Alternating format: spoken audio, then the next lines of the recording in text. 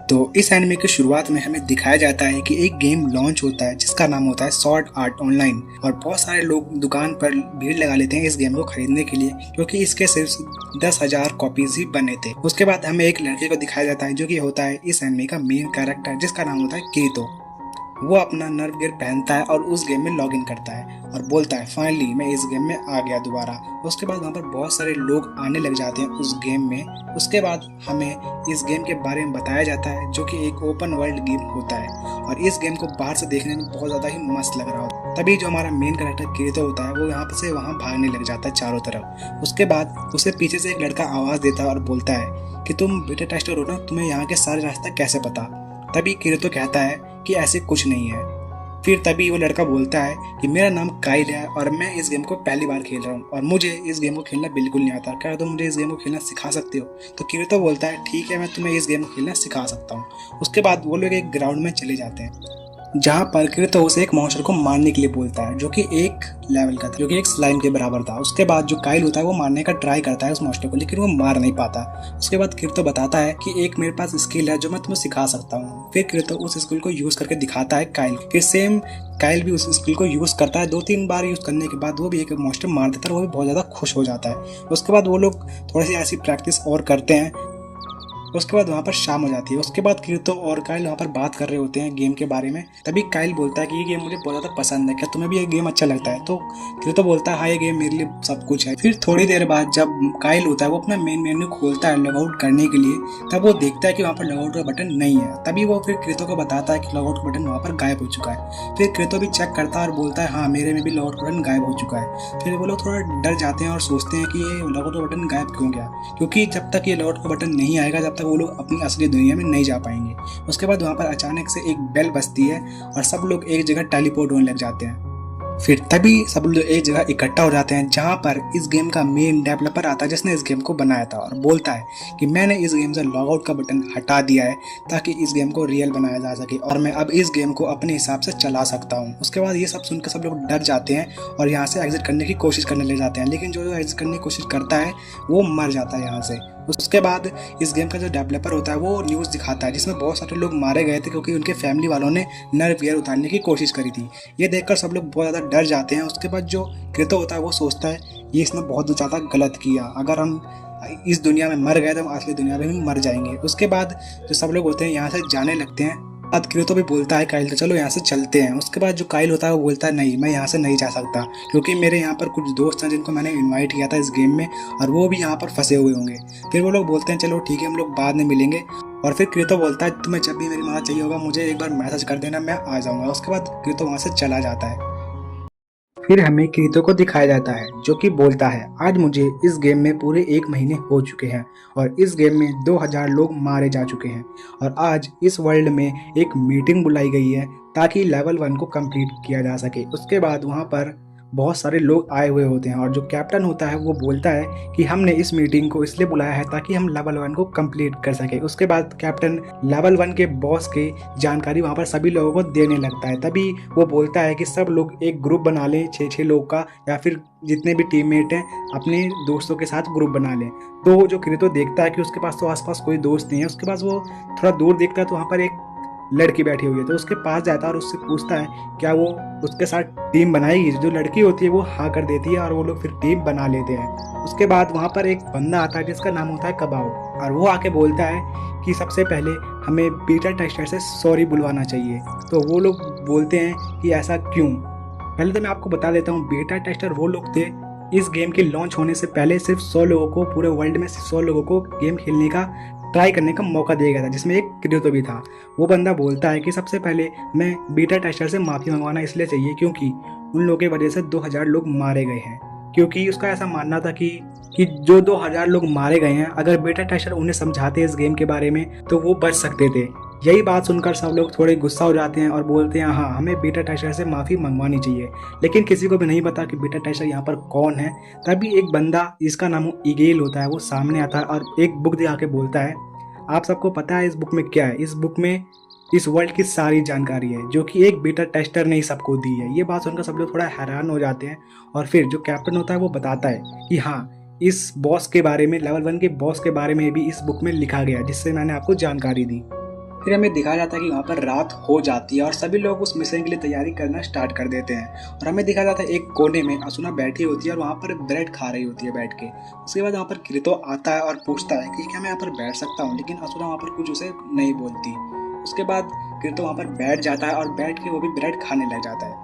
असुना उससे पूछती है कि क्या तुम्हें ये ब्रेड अच्छा लग रहा है। उसके बाद किरीतो बोलता है ये ब्रेड मुझे अच्छा तो नहीं लगता, लेकिन हाँ ये क्रीम यूज़ करने के बाद मुझे बहुत ज़्यादा ही अच्छा लगता है। फिर असुना होती है वो क्रीम उससे मांगती है और किरीतो उसे दे देता है। उसके बाद जो असुना होती है क्रीम लगाने के बाद उस ब्रेड को जल्दी से खा जाती है। फिर हमें दिखाया जाता है अगले सीन में जाके सभी लोग निकल चुके होते हैं उस लेवल 1 के डंजन के लिए, ताकि उस मॉन्स्टर को मार सके। उसके बाद वहाँ पर जो किरीतो होता है वो असुना से बोलता है कि क्या कभी तुम पार्टी मेंबर बनी हो। असुना बोलती है कि नहीं, मैं इस पहली बार बन रही हूँ पार्टी मेंबर। ये सुनकर किरीतो थोड़ा सा चौंक जाता है। उसके बाद हमें दिखाया जाता है कि सभी लोग उस डंजन के बाहर पहुंच चुके होते हैं और जो लीडर होता है वो वहाँ पर सभी लोग को मोटिवेट करने लग जाता है ताकि सब लोग अच्छे से लड़ें। फिर सभी लोग वहाँ पर अंदर चले जाते हैं और हमें दिखाया जाता है बॉस को, जो कि बहुत ज़्यादा ही पावरफुल लग रहा होता है, और वो बॉस उठ के वहाँ पर अटैक करना शुरू कर देता है। फिर हमें दिखाया जाता है सब लोग वहाँ पर बहुत अच्छे से लड़ रहे होते हैं और तभी अचानक से जो इस टीम का लीडर होता है जिसका नाम डियाब्लो होता है, वो अचानक से अकेले ही इस मॉन्स्टर को मारने के लिए निकल जाता है। और वो मॉन्स्टर उसको मारने के लिए जैसे ही रिएक्ट करता है तभी किरीतो उसे चिल्ला के रोकने की कोशिश करता है, क्योंकि उसे पता था कि आगे क्या होने वाला है।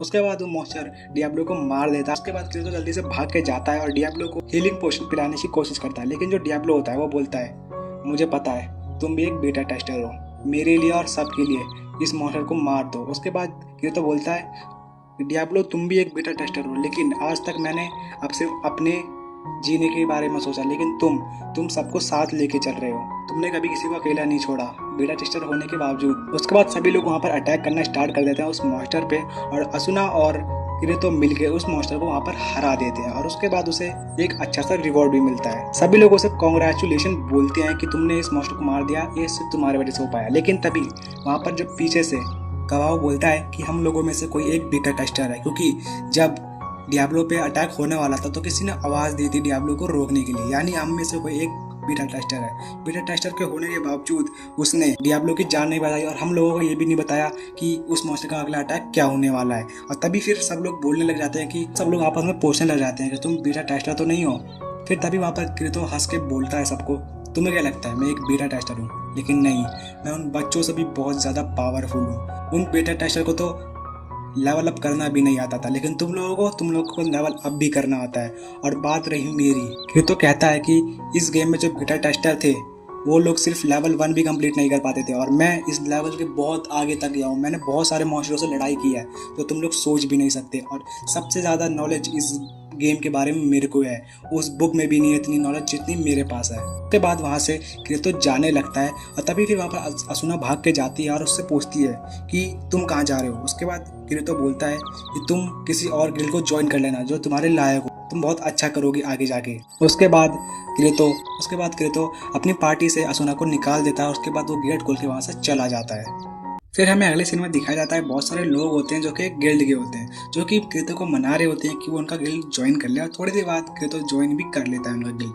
फिर हमें अगले सीन में दिखाया जाता है जहाँ पर उस गिल्ड का लीडर एक न्यूज़पेपर पढ़ रहा होता है। उसमें लिखा होता है कि क्लियरिंग स्क्वाड ने 28 लेवल कंप्लीट कर ली है।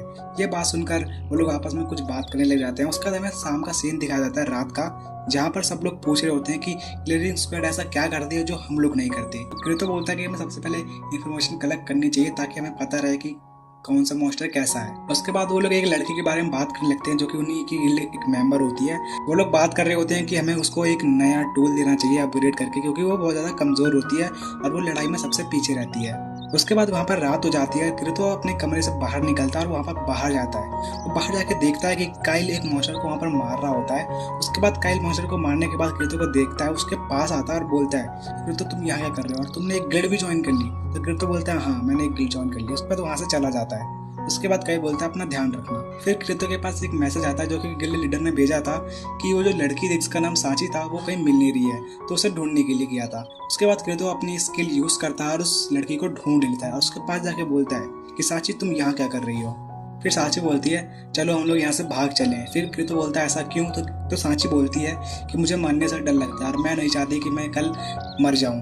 उसके बाद किरीतो बोलता है कि ऐसी फालतू बातें मत करो और चलो यहाँ से। उसके बाद सांची बोलती है हम ही उस गेम में फंस गए। तो फिर क्रेतो कहता है कि ये सब बोलने का कोई मतलब नहीं है। उसके बाद वो लोग वहाँ से चले जाते हैं। फिर हमें क्रेतो को दिखा जाता है जो कि अपने कमरे में बैठा होता है। उसके बाद वहाँ पर सांची आती है और उससे बोलती है कि मुझे नींद नहीं आ रही, क्या मैं तुम्हारे साथ सो सकती हूँ। फिर वो लोग सो जाते हैं। फिर हमें अगले सीन में दिखाया जाता है कि गिल्ड के सारे मेंबर्स वहाँ पर आ चुके होते हैं, सिर्फ गिल्ड लीडर को छोड़ के, क्योंकि वो किसी काम से गया हुआ था। फिर वो लोग एक डंजन की ओर बढ़ जाते हैं और वहाँ पर उस डंजन में जाने के बाद उन्हें एक सीक्रेट गेट मिलता है, जैसे वो खोल देते हैं। वहाँ पर एक बॉक्स रखा हुआ होता है, लेकिन वहाँ पर एक अचानक से एक बंदा जल्दी से जाके उस बॉक्स को खोल देता है और वो एक ट्रैप होता है। वहाँ पर बहुत सारे मॉन्स्टर्स आ जाते हैं सबको मारने के लिए। वहाँ पर फिर फाइट स्टार्ट हो जाती है।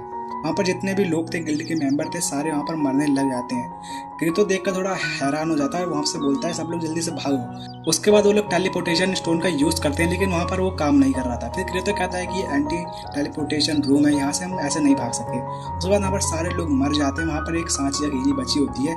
क्रेतो उसे बचाने के लिए जाता है, लेकिन वो भी वहाँ से मर जाती है। फिर हमें अगले सीन में दिखाया जाता है जो क्रेतो होता है वो गिल्ड लीडर के पास जाता है और उससे बोलता है कि सब लोग मारे जा चुके हैं, सिर्फ मैं जिंदा हूँ। तो जो गिल्ड लीडर होता है वो सोचता है ये सब मेरी वजह से हुआ, इसलिए वो ये सोचकर वहाँ से कूद जाता है और सुसाइड कर लेता है।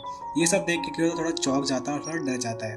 उसके बाद क्रेतो सोचता है कि मैं कैसे भी करके सांची को जिंदा करूंगा, जो कि पॉसिबल तो नहीं था, लेकिन क्रेतो एक स्टोन के बारे में पता करता है जिससे सांची को जिंदा किया जा सकता है। उसके बाद क्रेतो वहाँ निकल जाता है उस स्टोन की तरफ, जो कि एक मॉन्स्टर को मारने से मिलेगा। उसके बाद हमें फॉरेस्ट में दिखाया जाता है कि वहाँ पर क्रेतो पहुंच चुका होता है और वहाँ पर काइल की टीम भी होती है, जो कि काइल बोलता है क्रेतो से कि चलो मैं तुम्हारी हेल्प कर देता हूँ उस मॉन्स्टर को हराने के लिए। लेकिन जो क्रेतो होता है वो मना कर देता है, कहता है कि उसे मैं अकेला हराऊंगा और तुम लोग यहीं पर रहो।